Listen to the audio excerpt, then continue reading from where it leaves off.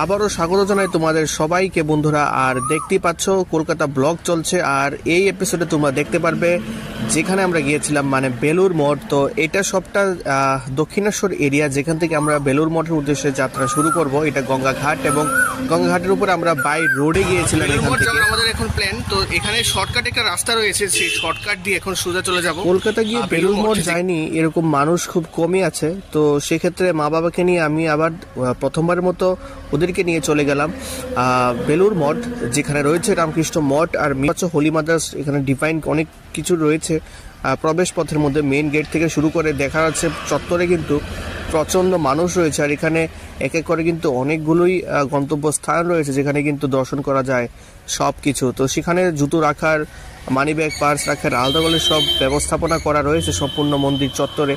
এবং যেহেতু আমরা উইন্টার সিজনে গিয়েছি, তো খুব সুন্দর কিন্তু ভারী রকমারি ফুলের বাগানও কিন্তু এখানে তৈরি করা রয়েছে, যা দেখতে কিন্তু খুবই সুন্দর মনে হচ্ছে। সবাই রোদের মজা নিচ্ছিল এখানে।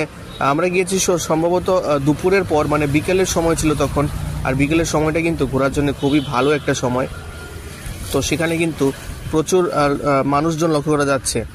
তো এই হলো সেই রোডটা। আমরা মন্দির দর্শন করেছি, সেখানে কিন্তু মোবাইল এলাও না, তাই মন্দিরের ভিতরে আমরা ভিডিও বা ছবি তুলতে পারিনি।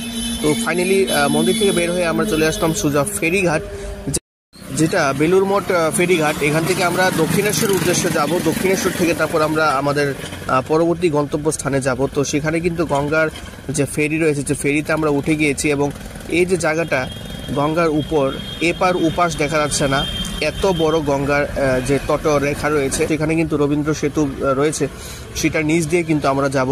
আমরা যখন ক্রস করছিলাম ব্রিজটা, তার উপর দিয়ে কিন্তু ট্রেন যাচ্ছিল। তো এই দেখো, এখানে তোমরা অবশ্যই মনে হয় দেখতে পারছো কিনা আমি জানি না, আমি জুম করে একটু দেখানোর চেষ্টা করছি। এখান থেকে কিন্তু ট্রেন যাচ্ছে।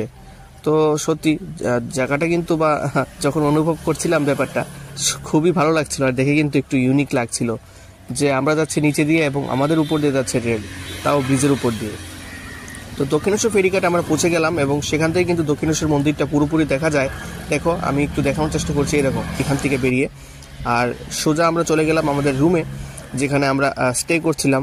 রুমে পৌঁছানোর মাত্রই আমাদের একটা ভূতিয়া কাণ্ড হয়েছে। ভূতিয়া বলতে একটা হাসির কাণ্ড।